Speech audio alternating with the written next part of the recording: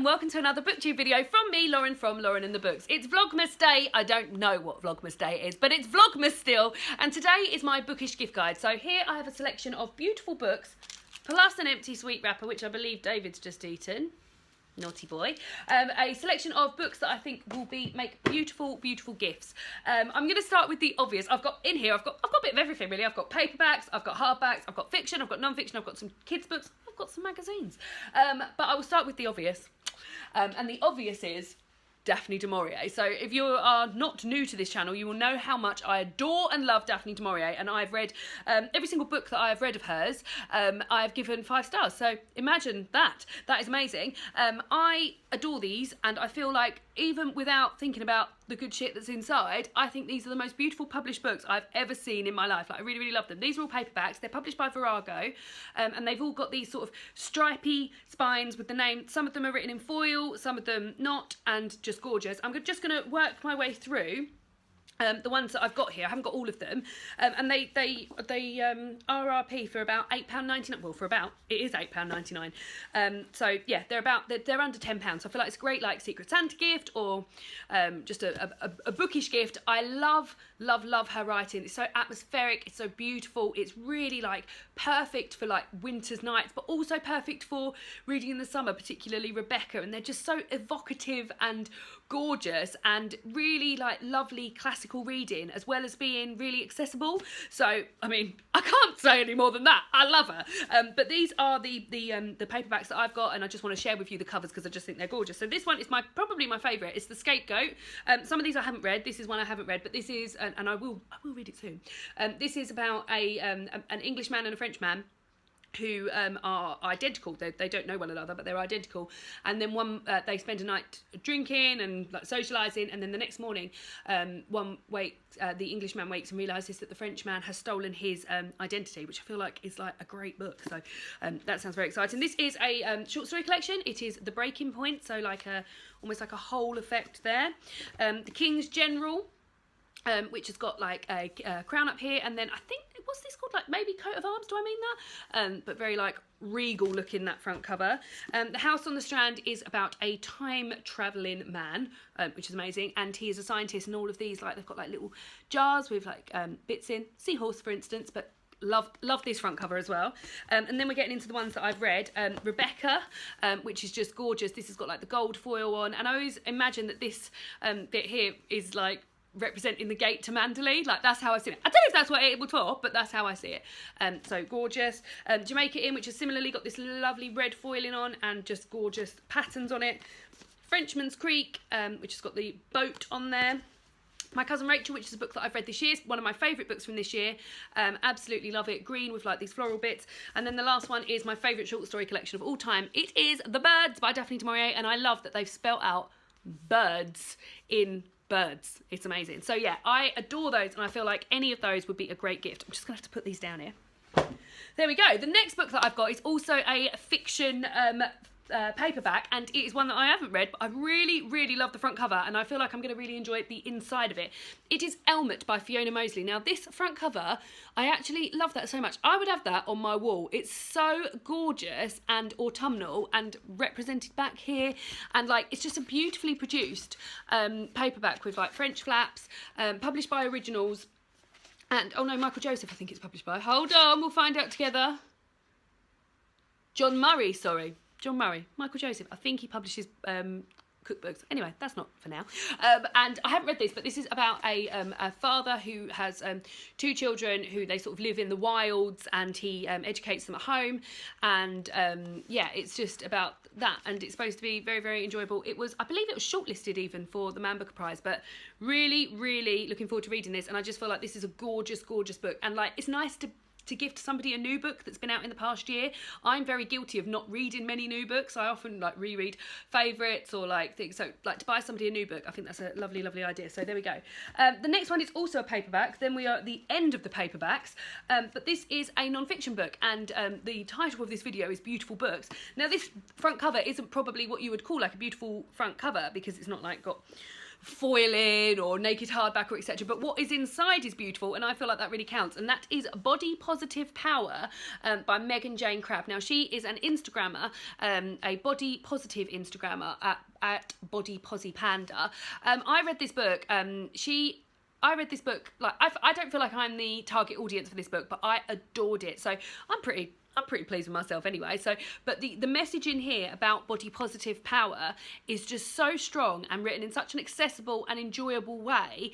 I feel like this is an absolutely beautiful book inside and out, and would really be a lovely gift for someone, just in terms of like acceptance and just loveliness. I really love this. And if you follow Megan on, if you don't follow Megan on Instagram, then I definitely would. She's just such a joyful character, just so accepting of herself, and like just so celebratory of women's bodies, no matter what size you are. And that just transfers the whole way through this book.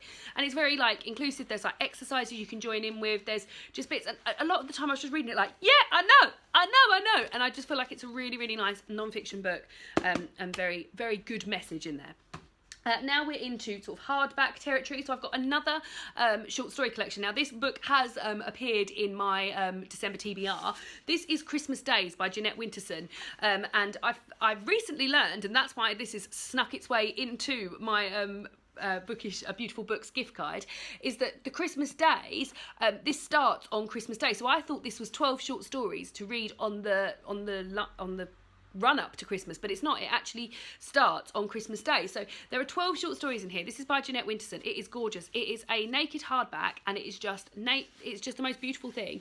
It's navy with like all these gorgeous like woodland things. There's like a little unicorn here, there's all holly and just beautifulness, just really gorgeous. And in here there are 12 short stories that you read, one a day, and there's also 12 recipes, and it's just a beautiful book, beautiful idea, and I just feel like it's just gorgeous. So this would make a lovely gift for a reader, particularly one who potentially wanted to start reading something Christmas Day, because you could start with reading the first Christmas story, which I believe is called Christmas Tide, is it? Christmas Tide, is it called Christmas Tide? Yeah, Christmas Tide.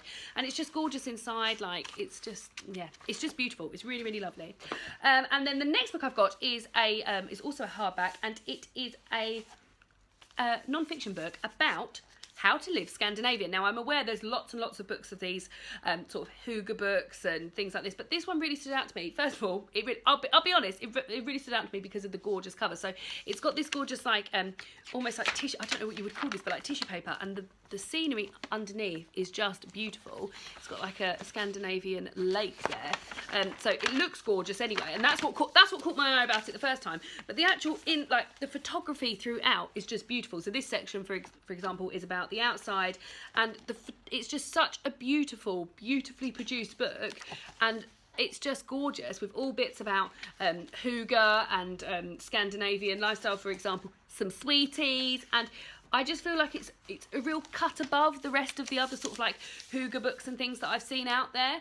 So if you've got somebody who's interested in things like that, then this would be perfect. And also, I haven't seen this mentioned on BookTube before, so I feel like BookTube exclusive. I don't feel like BookTube exclusive, but I do feel like this is like one that if somebody's into Scandinavian culture and lifestyle and things, then this is one that I haven't really seen about. So this might be one that person also hasn't seen about. So yes, very enjoyable. Now we're into the children's book section, and the next two are by the same author.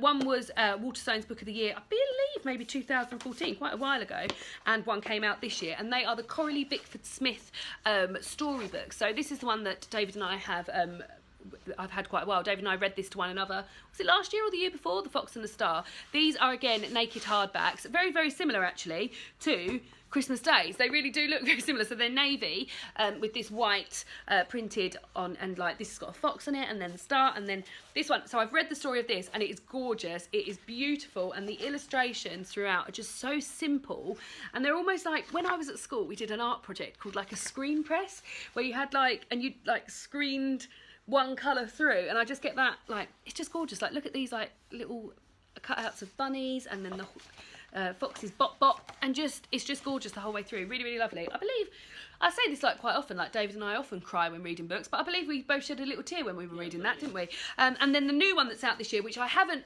read, and actually this is for me, I haven't even looked inside this one yet because I was so enamoured by that. I just knew this would be beautiful. That is The Worm and the Bird, and this is very similar. It's the same colour, it's the same navy, but it is like with this sort of rose gold foiling, which is very, very popular. I mean, look at it, it's just beautiful.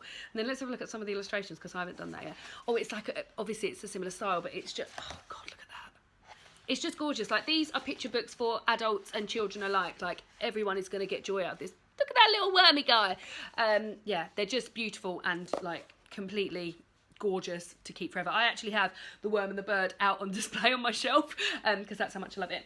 And then the last children's book that I want to mention is one that's written by my very dear friend Jane Campbell, Franklin's Flying Bookshop by Jane Campbell, which is illustrated by Katie Harnett, and this is beautiful. Now, I read this earlier this year and was talking about how much I love it. I gave it 5 stars. It, again, is one of my favourite books of the year.